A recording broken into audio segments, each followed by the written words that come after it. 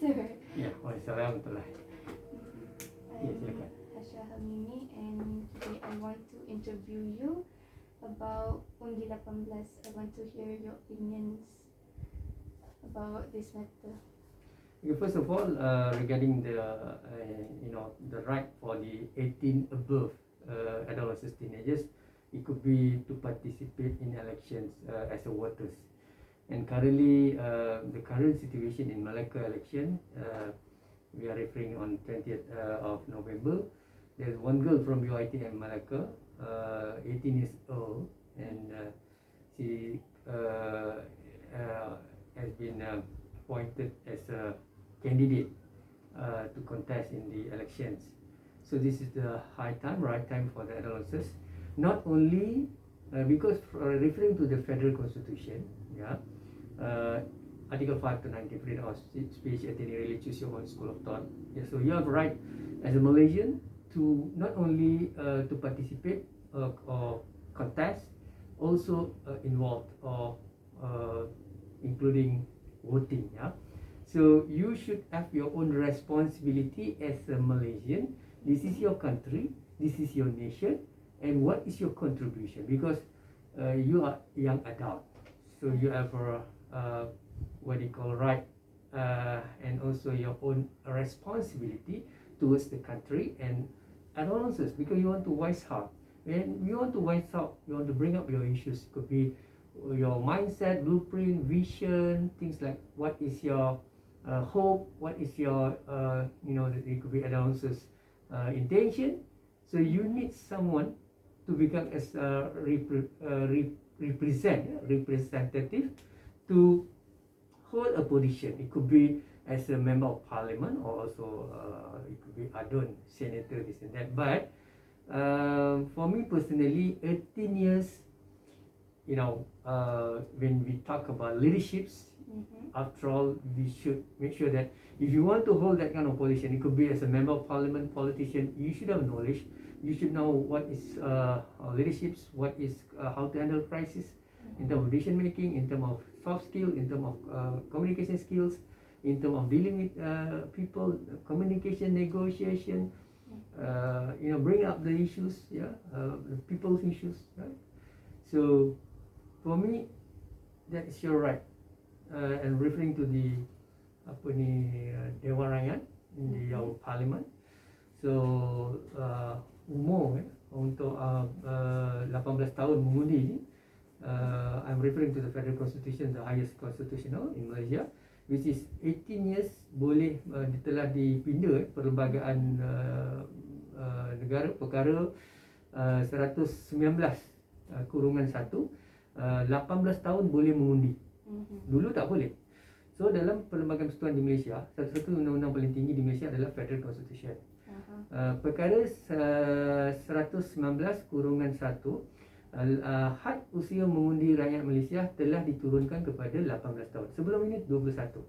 Dan untuk maklum ayuk, kita ada hampir 5.6 juta 18 tahun mereka yang berusia 18 tahun. Populasi dia adalah, we have almost 5.6, and daripada 18 to 20 we have 1.2 million. 18 above 5.6 million rakyat. Tapi yang mendukacitakan 4.4 million these adolescents dia belum lagi mendaftar. So the question now is 21 above you can participate atau masuk kontes ke apa benda kan ni, ataupun you mengundi. But we feel really disappointed is just because of almost 4.4 million of adolescents fail to register dalam portal ataupun my SPR daftar .spr.government.my. So diorang tak daftar. So the question is kenapa? You have any questions? Yeah. For me, I think like most of them are not aware because recently I got a message regarding about the registration for voting. They say that I am already pre-registered. So I think with that system, those who forget to register if they are eligible to vote, wouldn't be a problem because their name is already in the system and they are sent messages to remind them and to check if the information that they provided are correct, and they are given a chance to choose where to vote and to correct insert their information correctly. Yeah. So I agree with you. I hope that there is a mutual understanding with the agencies, could be SPR and also it could be the teenagers and the politician. We as it could be those people like frontliners, we have to always try our best to convince the teenagers to make sure that they alert, and we should encourage them to not only in term of voting but also participate ataupun menjadi calon. Tapi bagi saya adalah mereka mesti diberi pendedahan awal. Right. Yes. You have any questions? That you saying that you should be given early acknowledgement about this, Exactly. which relates to my question that is it necessary for Kementerian Pelajaran to make politics as a subject for high school students or as a extracurricular activity, so that they know what specifically politics is and how do they work in the real world, because students, they know politics through the media, they don't know what happens like in the courtroom, what happens like in real life, not just what the media portrays. I really agree with you, and this is the right time for our KPT, Kementerian Pendidikan Tinggi, and also the KPM, Education Ministry, and Higher Institution of Pendidikan Ministry. They should come out with a curriculum. There's a subject about leaderships and politics. Even though for the degree level we have ASEAN politics, but this is more to make sure that at the end of the day, our graduates, they are really concerned. They know a lot of things about leaderships. As I said, we should know what is the difference with leader and managers. Terms. The terms you should understand. You should able to differentiate the terms. Leader and managers totally different, and how to lead, how to persuade the voters. You should measure about rhetorical communication, lagos atas petas, how to penetrate the voters, how to talk with evidence percentage. Logos is evidence percentage data. Whenever you say something, say it with evidence percentage. And the it could be students, the viewer, the it could be voters, or else people, laymen, they will listen to you just because of you are talking with evidence percentage data. There's no any, and then pathos is about how are you going to use your it could be your skill regarding emotion, pitching, intonation, atas your credibility. So if you want to become as a politician, we are not only talking about money, but also about your talents, charisma. You should be very charismatic leader, and persuade people to vote. you should have a position. So whenever people are looking at, like say the current situation in Malacca, Barisan Nasional, 85% of their candidate degree holders, young adult, their age below 50 years old, and very very charismatic, and it could be 3 or 5 of them from 28 with young older people. But then majority is young people and knowledgeable, doctors, engineers, lawyer, entrepreneur. So that make the voters feel wow, wow factor. Secondly, that's why I said ethos. So this is about, I agree with you. We need the system. It could be in education system to make sure that there is a subject about leaderships, and make sure that people won't feel that disagreed for those young candidates to participate in election just because you are not fit, you are not knowledgeable, you are still young. So, but you can prove it. Well, we learn a lot of things about leaderships in campus and diploma degree level, and I have my degree in leaderships and politics. So that's make you you are ready for that. Yeah, Mhm. yeah. In my experience, I was an MRSM student, and we had to choose the BWP, which is Badan Perwakilan Pelajar, and I think it's the same as voting for a prime minister, but instead in a lower level. For me, I got to experience that, but to people who aren't MRSM students, they don't know the voting process. They don't know what to do in that situation. Maybe like we should show them in the future, this is how you should vote. Why if you do it like this, it's not valid. That's very good experience. I think that kind of approach should be it could be we should follow. Is it that is the right roadmap strategies, which is we should implement in other it could be in the education system.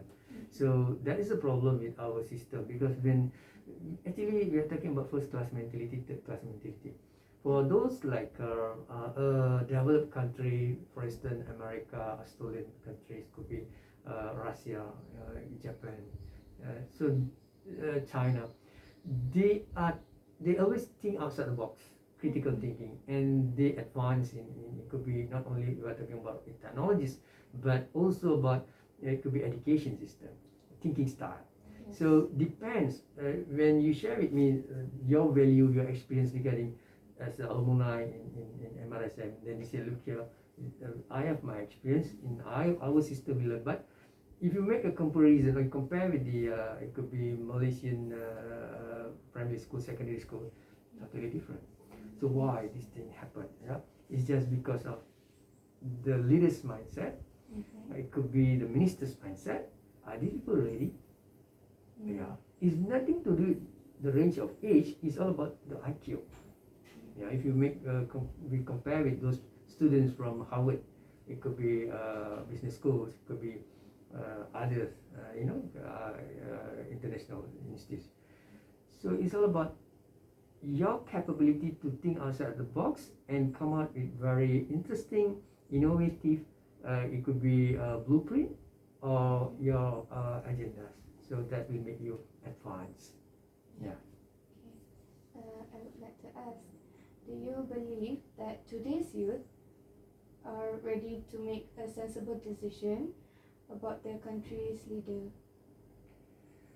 Yeah, I'm really sure about that, because nowadays the students, they've already most of them knowledgeable, and they know what's going on, and they are really concerned seriously about the current issues, and they find that they have a right to voice out, and you can see they're using various platform to demonstrate their mindset, voice, worldview, opinions.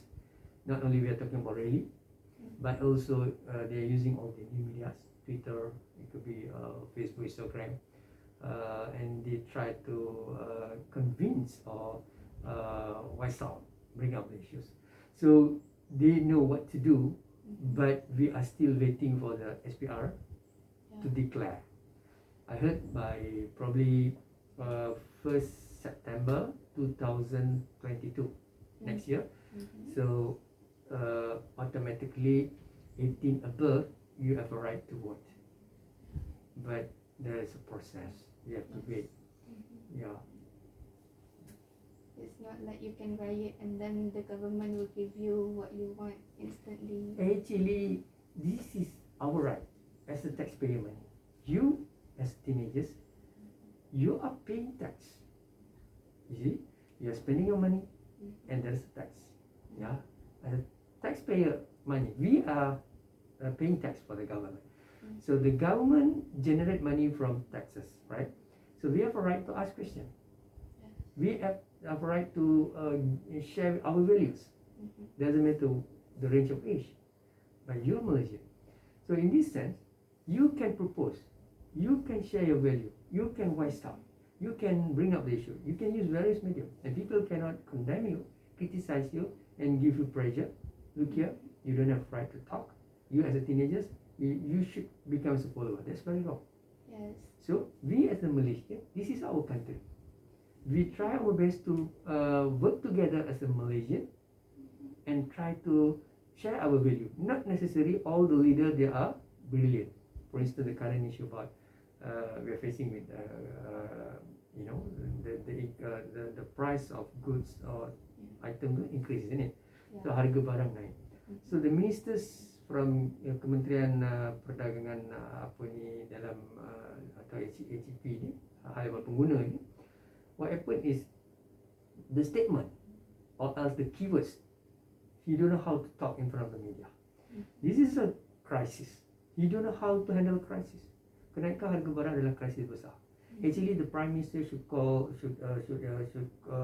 ask all the, it could be ministers, cabinet members, to attend to the head hoc meeting immediately to set up a team untuk mencari long term and short term alternative to solve this. And it could be banyak cara lah, saya pun ada beri pandangan. But you can see most of the ministers or member of parliaments, when media asking Dato' Sri what's your opinion regarding, oh everything in order, actually tak, benda ni biasa lah, actually people should adjust this thing, you know. Kalau boleh you tak perlu beli barang, jangan belilah, beli mana yang perlu, lepas tu biasalah kenaikan barang ni untuk sementara saja. You see, but you make a comparison, their salary per month 96,000 per month or 60,000. The Prime Minister salary is 100,000, yeah. And other ministers could be 60,000-50,000 per month. And what about us? What about the people? What about laymen? 1,200 per month.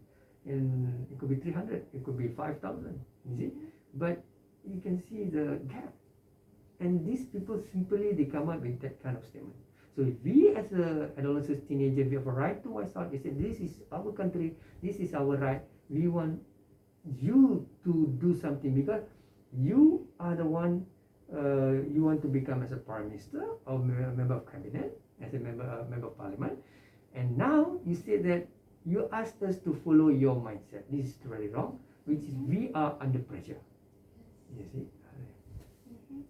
Mostly when they raise price according to their salaries, not thinking of the poor, the ones that can't afford daily necessities. Yes, they have like bantuans for them, but that can go so far. Exactly. Agree. Yeah. Okay, next question is, you mentioned before that currently there is 5.1 million 18-year-olds, right? 5.6. 5.6. Okay. Yeah. When the government approves the Undi 18, will there be a big change or big impact in the government with the sudden increase of voters? Yeah, I think so. It's just because of the nonsense. Because nowadays we have studied its own party model, and teenagers will try their best to choose their own people to representative or also candidate to lead. It could be for the Dun or parliament seat, yeah, Dewan Rakyat or Dewan Negara. So they will choose their range of age, the level of the teenagers to lead. I'm not really sure. Said it his age, it could be 26 or 27, but you can see teenagers, they feel happy with him. Not all, but some of them feel that at least someone is. Because Sadiq is closer to their age and they feel exactly. Sadiq understands them. Exactly. So I hope that it could be next year when you have a right to vote, or because after it could be 1st of September, 18 tahun automatic akan secara otomatis didaftarkan. So not only Sadiq, we need like you or it could be Farzana Hayani. I'm not really bothered about your political ideology. That is your personal. You have a right. You want to support BN, go ahead. You want to support opposition, go ahead. That's your, because this is Malaysia. We are talking about democracy. There's no, this country. We are not talking about totalitarian regime, military, communist. We have a right. So you can choose. That's your right. So don't ever condemn and criticize, giving pressure to anyone or students, oh, you should follow my ideologies. So back to your questions, I'm pretty sure that adolescents will choose their level of age and choose the best candidate. It could be below 30 or above 30, below 40, to rule, to lead. I agree with that. Yeah. You said about we as teenagers have our own opinions. What do you think about parents that have voted for many years? Can they? No, not can they. Would their ideology affect the children's on who to vote? I mean, like, how Yeah. will the parents influence who to vote? Depends.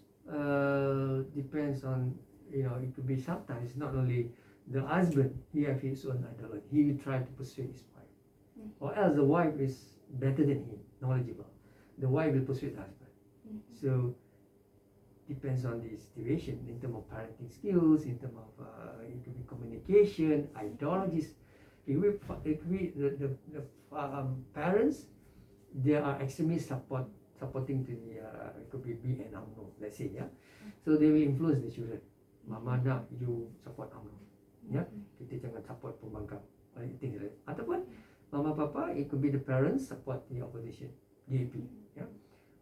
I think DAP orang cakap macam-macam. Sebenarnya DAP ni bagus, dia tak korup, tak apa. So papa dah memang duduk DAP lama, mama pun dah, so why not you support? Depends. So but there's adolescent teenagers, even though in front of that conversation with your parents, you agree, and you have to bear in mind that when there is a practice, you want to vote in that moment. You are the one, which party are you going to choose, isn't it? Your parents don't know anything. Your father will ask you undi BN apa no. Tapi yang vote ni kita kan. So orang pun tak tahu adakah itu berdosa, tak berdosa. Sebab actually dalam apa agama pun termasuk Islam, tak boleh paksa orang. Kalau benda tu baik, kita buat. Dan kita tak ada sebabnya we should force people, isn't it? So even though untuk menggembirakan family, kita cakap okay papa, insyaAllah, that's it. Tapi bila undi tu kita tahu. Sebab kita tahu, if you don't want, like myself personally, I try to educate Malaysian, don't choose political party, choose a capable candidate.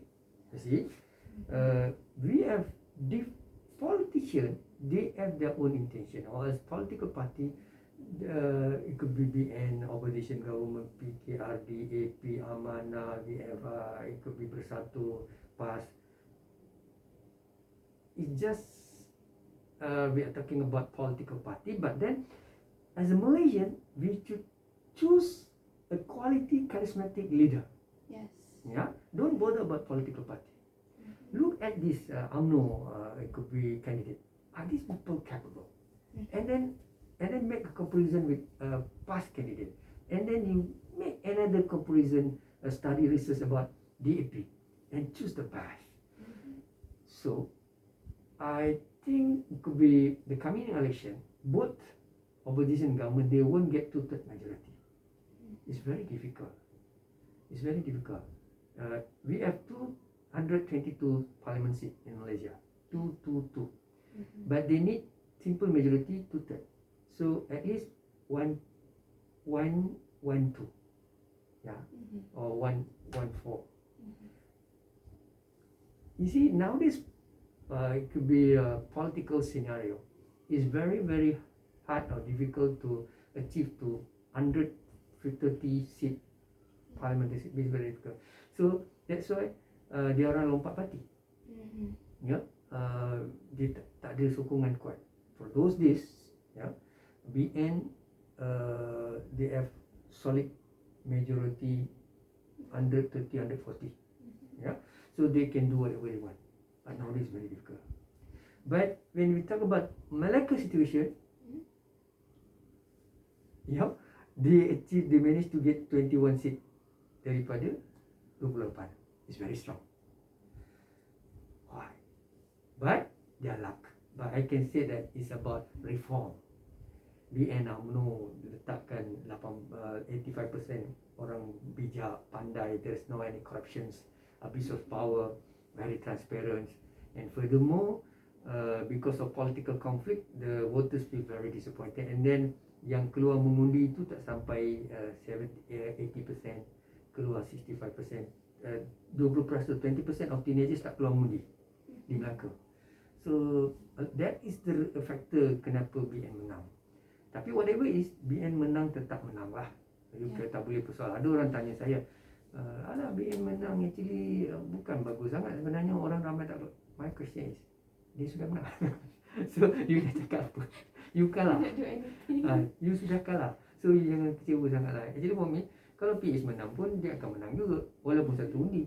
You see? So the issue is BN sudah menang. So don't talk much. It's just I try my best to educate the BN people. Look here, Dr. Akmal, Datuk Dira, Rim, Don Rim, Akmal Merlimau. Ini semua yang ada yang bawah 40. And I educate them approach. Not only BN opposition, tapi saya tengok ada setengah yang stubborn. So I said, no, you want to listen from us, we have our experience. You nak maintain you punya position is very easy. You ada 11,000 voters dekat kawasan you, Don kan, Lendu kata. You jaga dia lah 4 tahun. Macam you kan, you all duduk di Lendu, and your parents semua duduk di Lendu. I tahu dekat rumah you ada 5 orang, you pun daftar untuk undi I dalam 11,000. So I akan pergi rumah you all time, macam semua sihat, ada masalah apa. So ada masalah, I pergi rumah jiran, I pergi sana. So I jaga 11,000 pengundi. Kalau I turun padang, jaga dorang, angkat masalah dorang. When there is an election, it could be parlimen dibubarkan, it's going to be very smooth, very easy for me. Kenapa baru election nak tolak kursi roda lah, nak tampal jalan lah, nak pergi ziarah orang sakit lah, nak hantar beras susu lah. Kenapa masa tu? People think it's hypocritical. You see, they don't know the strategy. That's why if you want to become a leader, you kena pandai.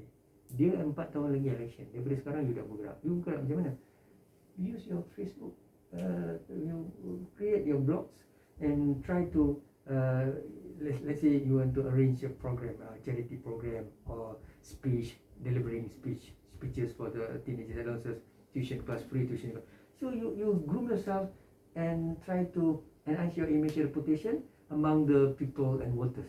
And coming election, you tak payah macam Farzana Hayani baru terkial-kial. Dia baru itu pun Anwar Ibrahim angkat dia. It's not easy. Bukan kita menidakkan dia, tapi dia tidak ada strategi yang dia compete dengan siapa. Macam di Rim, Datuk Dira ni well known public figure. And furthermore, dia memang humble. Tak nampak dia sombong. And dia memang lestari turun padang arwah bapa dia ni former Chief Minister of Malacca. Mileage. And who are you? And then there's another question. If you want people to respect you, you should be somebody. You need a position. You need you could be credibility, yeah? Your charisma, knowledgeable, PhD holders ataupun degree holders, diploma holders yang ada experience, conglomerate company, CEO, something like that, you know. Tapi Datuk Dira ni dia memang orang kenal dia lah. Itu kekuatan dia. And people prefer familiarity. Exactly. So but if you ask me, so I nak masuk politik, I pun nak jadi I nak membantu, tapi macam mana? Buat daripada sekarang. You tak semestinya mengempit dengan all these politicians. You use your new media.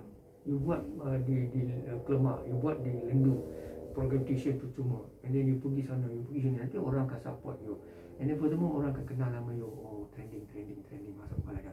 Bila you masuk election, dia ni, we will choose her.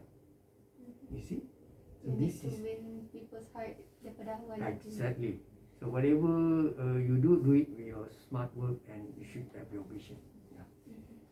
I think that's all that I want to ask. I've learned so much from you today, sir. Inshallah. Thank you for coming, and I appreciate your conversation, and I really pray for you, for your friends.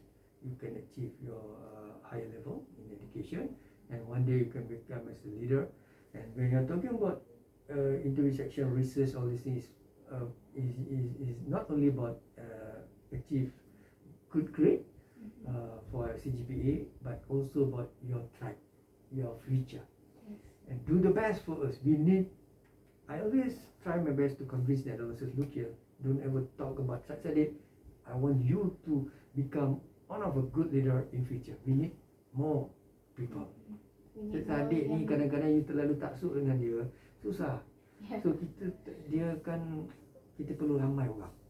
So kalau adik macam ni, kita ada macam lain. So at least we have choice. Kalau tak, nanti kita mati kat satu orang tu, susah. So and then tak cukup satu leader, kita perlu ramai. You bila you buat research ni, binalah cita-cita. Sebab politics is a career, you know. Politics is a career.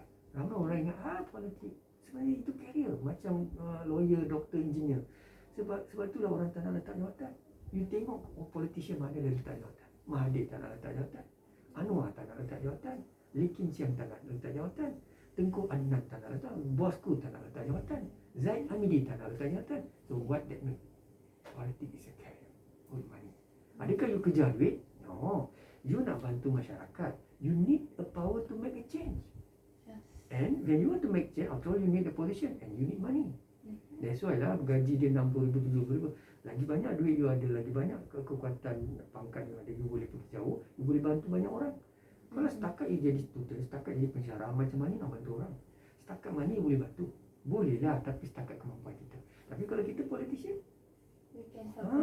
kita memang ada funding, kita ada duit, and then police escort kita, semuanya kita semua, apa semua kita boleh bantu, guna media apa semua. Kalau you jiwa besar, you memang hati baik, you memang suka komit, you boleh pergi. Alright? With that, syukran dan terima kasih. Assalamualaikum warahmatullahi wabarakatuh.